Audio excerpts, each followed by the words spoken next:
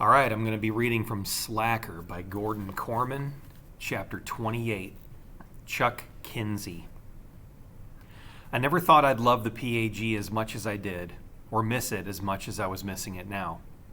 Then again, a lot of things were happening that I never thought could happen, like the awesome threesome not being friends anymore.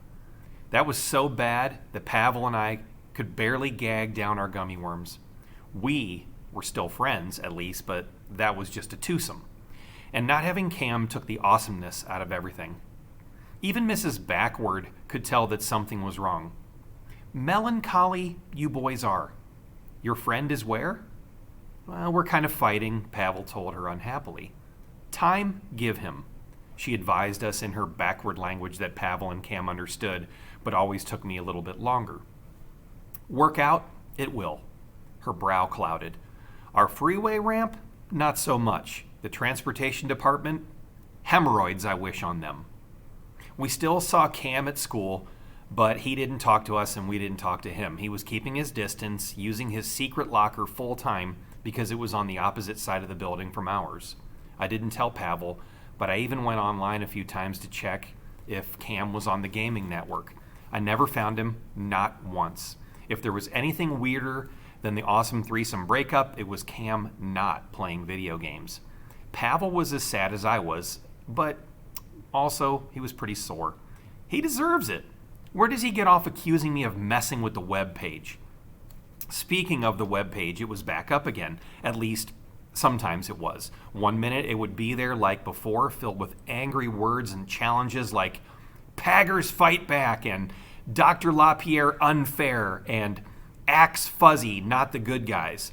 But just a few minutes later, it was gone again. I couldn't figure out what was going on. It's no big mystery, Pavel told me. Some Paggers hacking into the site and putting the pages back up, and the school keeps taking it down. I looked deep into his face. But are you the Pagger who's hacking in? He glared at me. Don't you start. It wasn't me before, and it isn't me now. I must have seemed disappointed. The truth was, I liked what it said on the web page.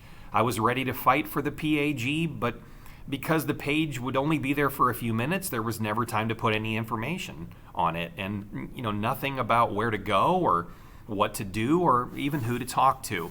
Every morning while I ate breakfast, I would check it on my iPad, hoping against hope for word that the PAG might be getting back together again. And then one day, there it was. It said, "It's time to make a stand. Big meeting, 3:15 today." But where? I almost shouted into my cornflakes. Desperately, I tried scrolling down for more details, and that was when the page tried to refresh itself, flickered once, and disappeared. I called Pavel. I saw it too, he confirmed. We'll just have to ask around school when we get there. Somebody must know what's going on. Now, he was half right. At school, everyone was buzzing about the latest post. I guess we weren't the only ex-Paggers following the on-again, off-again page. The problem was that nobody knew where this big meeting was going to be held. Well, that makes sense, Pavel reasoned. The school is monitoring this. If they give the location, the first guy to show up is going to be Dr. LaPierre. That didn't make me feel better. Yeah, but it's not going to be much of a meeting if nobody knows where to go.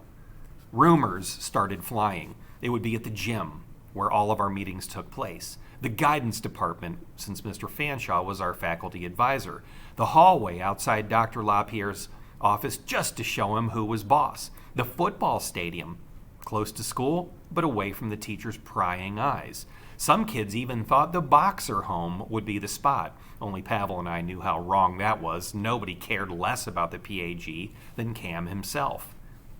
I'll bet our school shattered the world record for cell phone write-ups that day. Everyone was on the school site, hoping for more information from the phantom PAG page.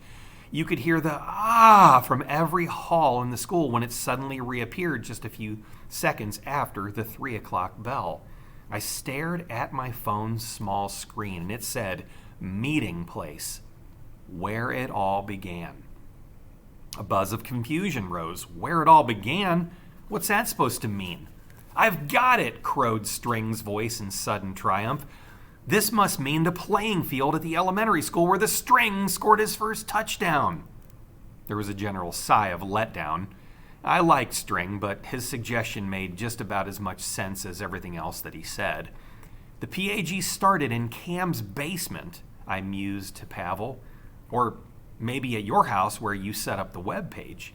He shook his head. No, the only people who knew about it are us and Cam. And there's no way he has anything to do with this. I thought of the music room where the PAG first met, but we'd never fit in there now. No, where it all began can only mean where we did our first good deed. The Senior Citizens Garden Project. We told as many Paggers as we could, hoping that they would spread the word from there. But obviously we weren't the only ones who remembered that great day when the PAG changed from a club on paper to a real force for good in Sycamore. As we made our way across town toward 7th Street, there were already a lot of kids ahead of us. The trickle turned into a stream, and pretty soon the sidewalk was so jammed that a lot of walkers spilled over into the road, slowing traffic. The closer we got, the greater the excitement level, the louder the chatter. I was feeling it as much as anyone. The fact that the PAG was coming back to life awakened something in me too. Not that we weren't still shut down officially, but there was something more to us, something Dr. LaPierre couldn't touch, and neither could the Friends of Fuzzy. Who do you think is doing this? I asked Pavel. It can't be Fanshawe. He could get fired. Pavel shrugged. Well, we'll soon know soon enough. We crossed the street and entered the garden. It wasn't the whole PAG, but there had to be at least 200 of us there, clustered around about 10 kids at the center of the now frost-covered garden. I saw Xavier first. He was hard to miss. There were school co-presidents Jordan and Kelly, along with Felicia, the campaign manager, even though there was no campaign anymore. And was that Daphne? I sure hope they brought a megaphone, Pavel commented. Listen to this crowd. We're not going to hear a word. That turned out to be one of the rare times the great Pavel was wrong about something. As soon as Xavier held up his hands for order, all those Paggers got real silent real fast. And then he squatted down, and for a minute I thought we'd come all this way to watch a former juvenile delinquent do knee bends, but no, he was hunkering down to boost somebody up on his shoulders. That's Cam, Pavel blurted. When everybody recognized the PAG's founder, the Senior Citizens Garden Project went berserk for 5 full minutes. As soon as things quieted down again, Cam began to talk. We helped a lot of people. He didn't even raise his voice, but we hung on his every word. And now we have a chance to help ourselves. We have a chance to help the whole town. Pavel and I exchanged an astonished look. No one hated public speaking more than Cam. He was always telling us that it didn't fit into his lifestyle. What was going on here? On Saturday morning, Cam went on, the Division of Highways is going to knock down our exit ramp, and everybody thinks there's nothing that we can do about it. But what the PAG taught us is there's never nothing we can do. If we could get hundreds of people to pick up garbage, we can get hundreds of people to stand on our ramp and block the demolition crew. I turned to Pavel. That can't work, can it? He seemed stunned. It's so obvious. I can't believe nobody thought of it before. Yeah, but people aren't as strong as bulldozers. In a way they are, he countered. A highways crew is not allowed to plow over human beings. If we pack that ramp and refuse to move, there's nothing they can do. I was blown away. My parents, their friends, Mrs. Backward, the city council, the mayor, every adult in town was mourning over the loss of the freeway ramp. And the only person to come up with a plan was an 8th grader. And not just any 8th grader. Cam Boxer, the world's greatest natural slacker.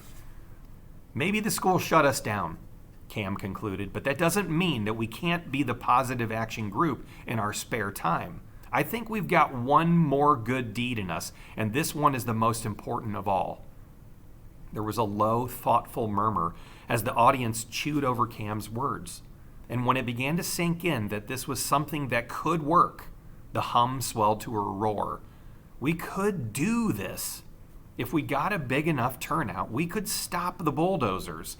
And for the PAG, bringing together hundreds of volunteers was something that used to happen 2 or 3 times a week. The crowd rushed toward Cam, and Pavel and I rushed with them. The PAG president teetered atop Xavier's strong shoulders, reaching down to slap high fives. Pavel was pink with exhilaration. Cam was awesome! And not a word about aliens or his clan or rule the world. I nodded happily. Let's go congratulate him. That was easier said than done. Everybody wanted a piece of Cam right then. He was man of the hour, the star of the moment. We shoved our way forward until we were as close as we could get in the mob. Hey, Cam, I called, waving. Over here, Pavel added. And the PAG president's eyes panned the crowd, passing right over us.